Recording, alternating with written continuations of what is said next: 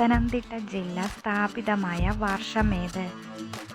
1975, 1954, 1988, 1982.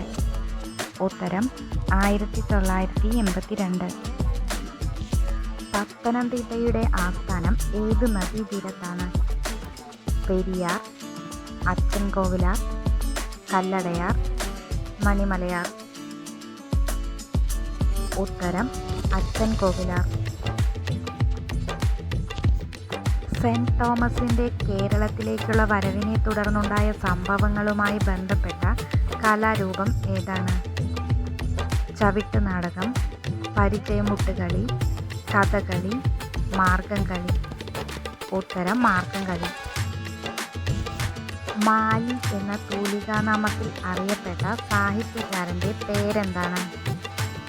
V Madhavan Nair, Uroob, MT Vasudevan Nair, O Chandu Menon. ഉത്തരം V Madhavan Nair. മധ്യ തിരുവിതാംകൂറിലെ ജീവനാഡി എന്നറിയപ്പെടുന്ന നദി ഏതാണ്?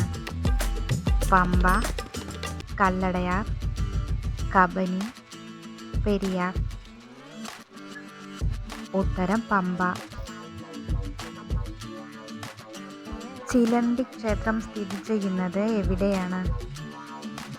കോഴഞ്ചേരി, കൊടുമൺ, തിരുവല്ല, ആലുവ. ഉത്തരം കൊടുമൺ.